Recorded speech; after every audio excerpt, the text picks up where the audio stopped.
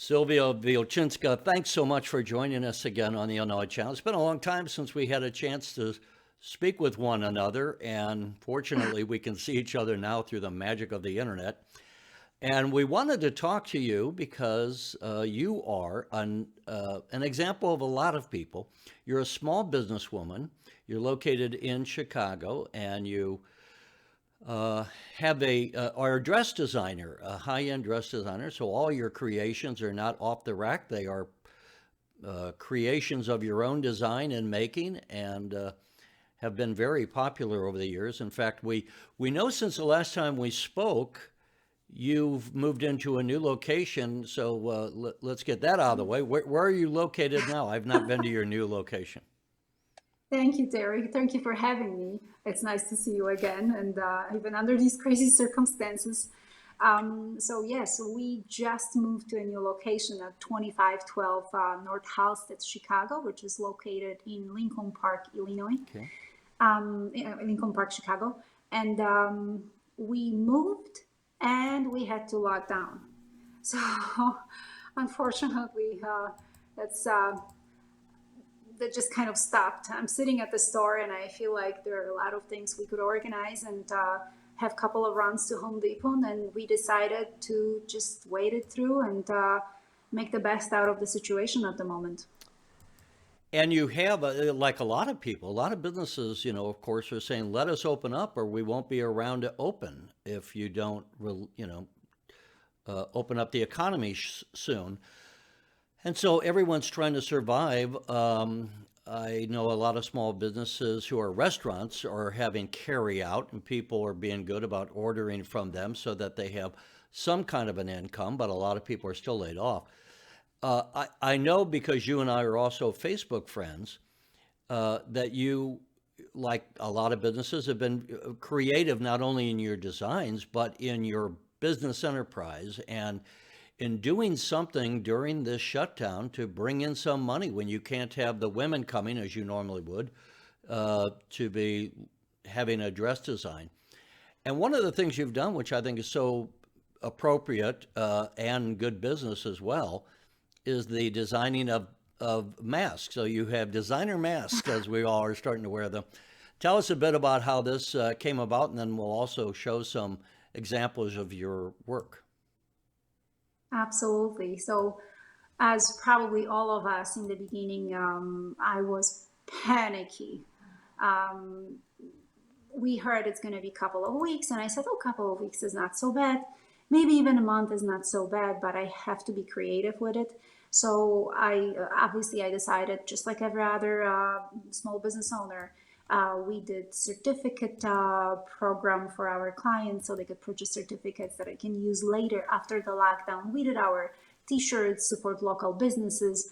I mean, we're trying to be creative, but probably the thing that happened to be the most important and keeps us busy till now, and luckily keeps us floating through this crazy lockdown, is the program that I joined called Buy One, Donate One Mask program that started basically through Sherry Lee Fox calling me and saying we need masks. And in the beginning, obviously all of us were reading a lot about how the virus works. Nobody was sure really how to stay safe. I was slightly afraid of joining the program because I didn't think the masks made out of cloth would be good enough for our safety. I didn't want to give people a false sense of security. But speaking to Sherry, she says, some people don't even have masks, and we could do this program where we donate the masks. And I did my research, which we joke with Sherry till today, but I really took it to heart. And I checked which fabrics are the best for the masks for coverage and for safety. And I decided to triple them. So we have 3 layers of cottons in our masks, and it's the Egyptian bamboo and blend of cotton, just because I thought 2 or 1 were not enough. And I decided to do it. And it turned into a fun project that people really enjoy. They enjoy it not only because We put colors and prints into a simple mask that does look slightly scary when you see people on the streets wearing masks. We're not really used to it. But also the idea of giving. So for every purchased masks, people would get another one to donate. Let me bring, And we have a couple of examples of your work, and here's one that I think probably, anyway, to me, this example kind of highlights what you're doing. And it is because here's a fellow who's going out on the evening, obviously wearing a tux, and obviously you don't want to have a mask when you're going to some nice upscale soiree, that has a political message on it or is just some rag that you tied around. The governor says you can use an old t-shirt. You can, but that wouldn't be appropriate here. So that's yes. obviously one example. Let me bring up another here. You could tell us. So how do you go about these designs, and tell us what kind of reaction have you had to some of your designs like this? So in the beginning, I obviously made sure that it would be a very good weave of cotton for safety purposes. And I started getting requests for different colors. People are in different states and they like different prints. Like we have leopard, we have cotton, we have checkers for men. We also have sequins, which was a surprise in the requests from my clients. So that's why I have that smile on my face because this is a mutual work between my clients and myself and the whole program. It's also a learning what people like and what they are responding well to, and being locked down and being basically in a way suffocated through the, for all of us, people feel a little bit of freedom getting the color and the print in the mask and enjoy sharing it with others like this one, or donating to others for safety. Yeah, so here we have obviously the pink mask, and we can just kind of Yes. see some of the range of, again, and here's, of course, Sherry, your friend Sherry, who was the Yes. person that brought you the idea. And from a business standpoint, how has this worked out? Has it helped you survive the shutdown when you couldn't have customers coming? Absolutely. Absolutely. My business, it was great when we moved and we were ready and we had appointments set up months in advance. And unfortunately, everything had to be put on hold. Weddings, events, launchings, everything that was booked was put on hold. So all my clients are waiting, and unfortunately, I cannot do any fittings. It's illegal by right now through the lockdown. I cannot have people inside of my store, and my business through the fittings is a very person to person experience. So that is yes, not only they helped us in business, because how long can you stay afloat as a small business in lockdown? We're obviously already in May, and it doesn't sound like we're opening at least till June. And I'm hoping June is the month when we can open. But I know our governor was speaking about 9 to 15, I believe, months for raising the lockdown. And I'm hoping, I mean, as a business, I'm in one of those phases that is happening soon. Um, and I don't know how long we can handle this. Uh, a couple of questions. One, do you have anything like a wedding coming up or some event like that where you're saying, how am I going to meet that deadline? Because maybe people are still going to get married or, some other function that's going on. Do you have anything like that that's creating a deadline problem for your business? Absolutely. The first thing was weddings got moved. The ones that could get moved, postponed. I mean, a lot of parties got canceled, which means that is my business that unfortunately got canceled and is not coming. Prom, I already got phone calls from parents and the young adults that are not going to prom anymore. So they do not need suits and dresses, and And that's another part of my business that is not going to happen this year. So I'm very happy we are in the program of making masks and sharing them, because not only it helps people stay connected, um, give, be kind, but also keeps our businesses afloat, and it supports us as a business in Illinois. I don't want to ask you too personal a question, but I mean, I would imagine that the masks are not bringing, while they're bringing in money, and all money's good to have right now, they're probably not, would I be right in guessing that they're not bringing in the kind of money that you normally would have from your dresses? And then you get to the point where how do you survive? Is your landlord, and here you, as you mentioned, but just to repeat, you just recently moved into a new space. It's more, let's say, accommodating and a reflection of what was a growing business. We should say, without going into the whole story, you grew up in Poland when it was under communist rule. You didn't have a whole lot of clothes to choose from as we might in the West. And as I recall, your first dress you ever made was from a tablecloth when you were 12 years old, Yes, right? yes, it was. Which is, and then you came to the United States, what was it, in the 1990s, I believe? It was 96 exactly. Not December, September 26th of 96, quite a while ago. So I am obviously a very American right now.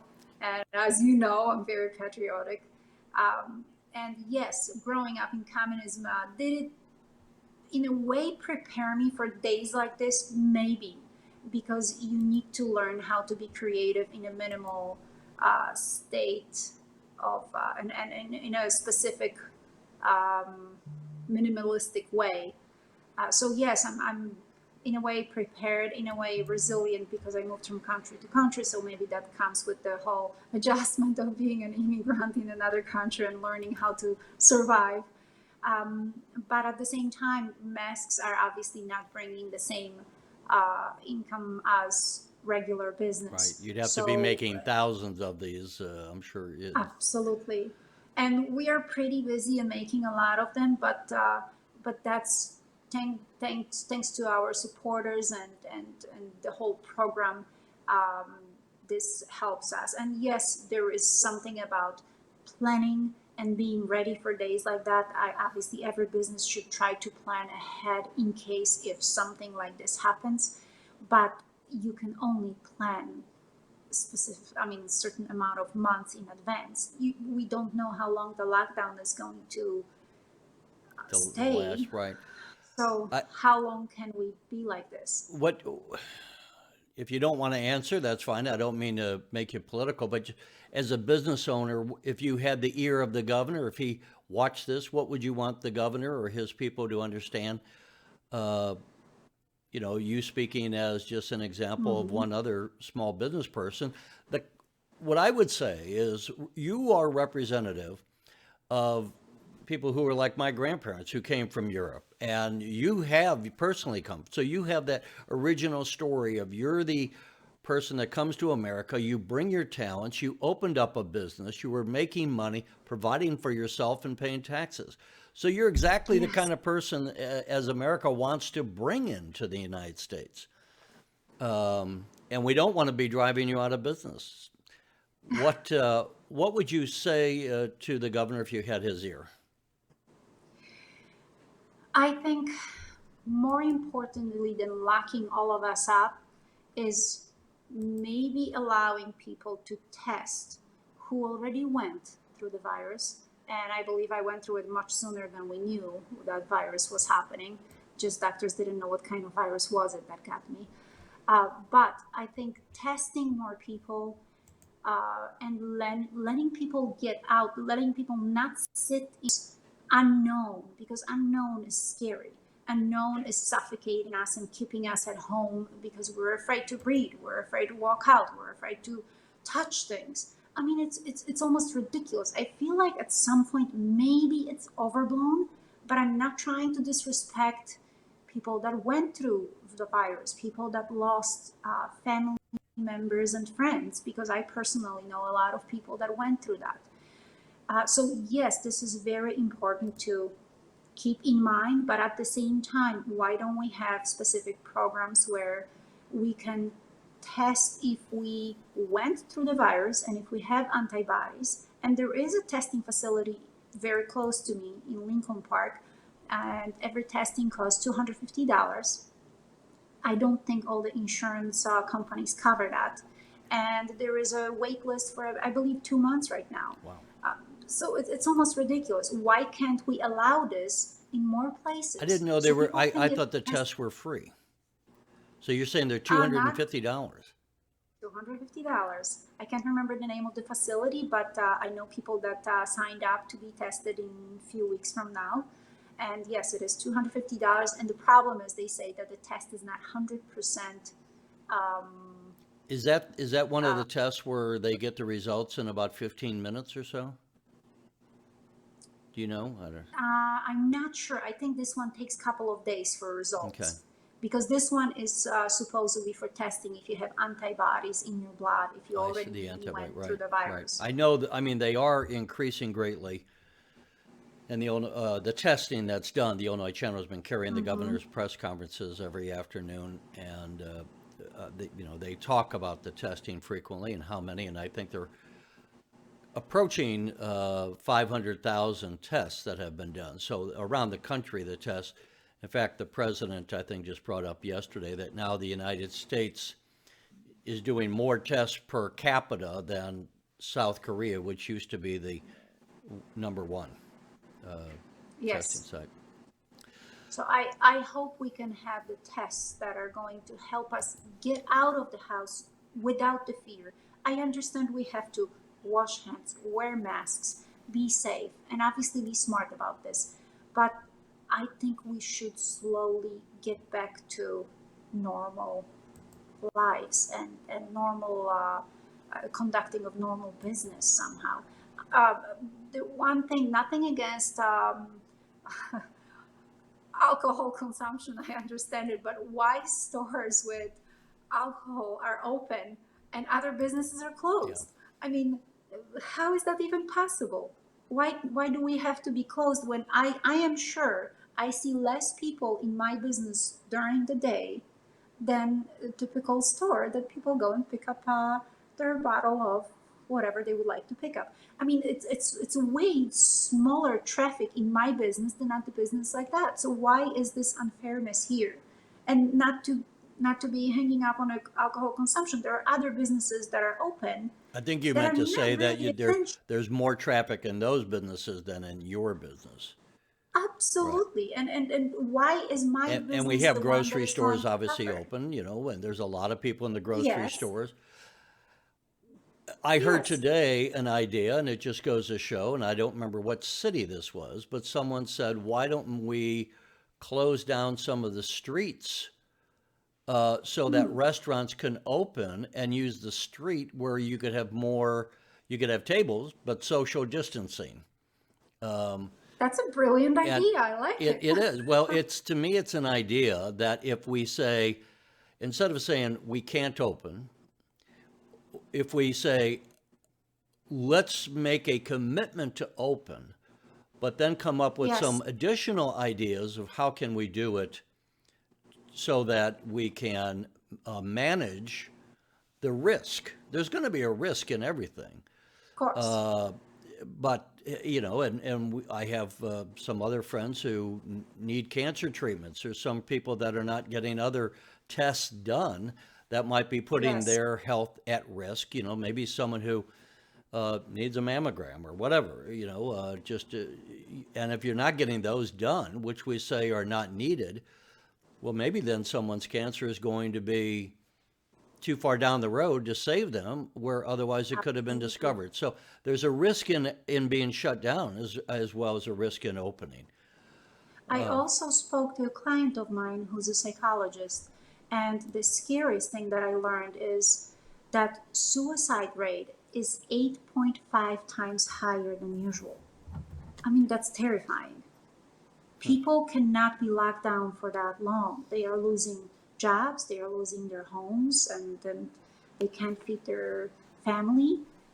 It's ridiculous. I think we need to come up with something a little bit more creative. Like you said, even opening restaurants on the streets. We're getting into a warmer weather, and if this is possible, we should have it happening. And there are plenty of other businesses. I mean, my neighbor here, I used to see her every morning when I would go to work. We would wave to each other. She has a salon, Leah Shetty, and she cannot conduct any business at the moment.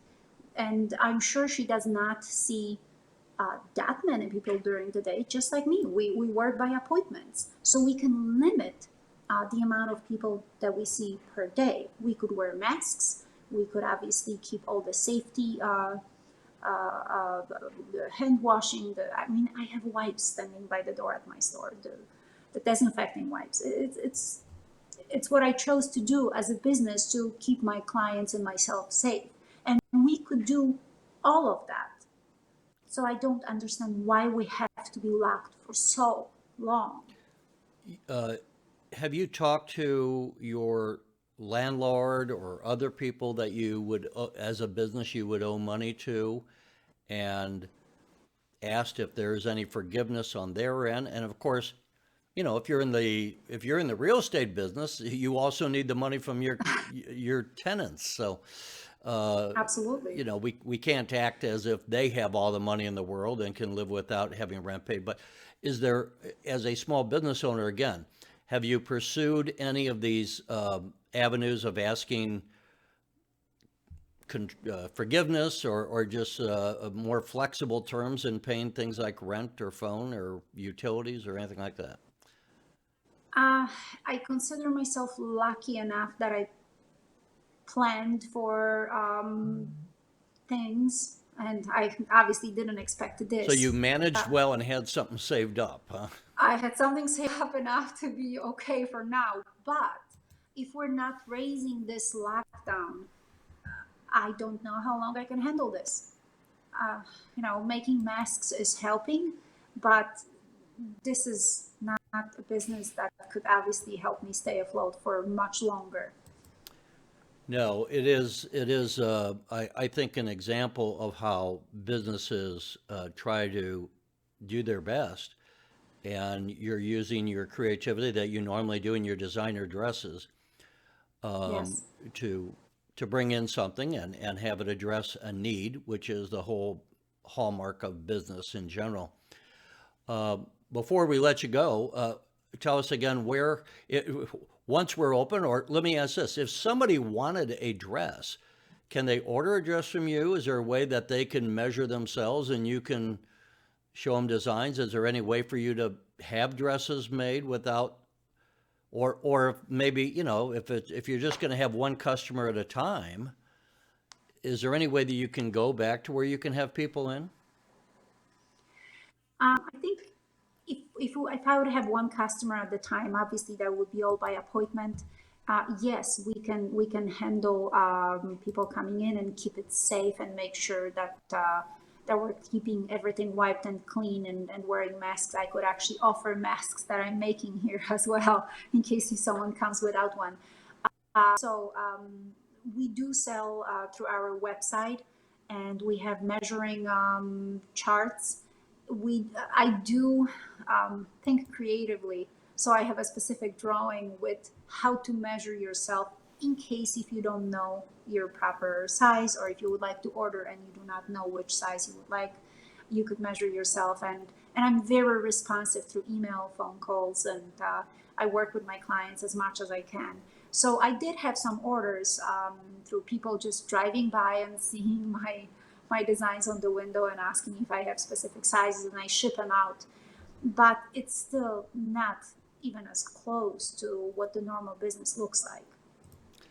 Yeah, when we talked to you previously, and that was maybe a year ago or so, and one thing I would say that you do uh, differently than I would typically, and I'm no fashion expert, but obviously the fact that you grew up in Poland, you have kind of a different vision that also incorporates the designs that you grew up with, some of the materials. And so I would say that's where it distinguishes you from, let's say, someone who was born and raised in America, that you have a different sensibility in your designs. And obviously, you've been successful over the years and have grown your business from nothing to having now where you are in a new store.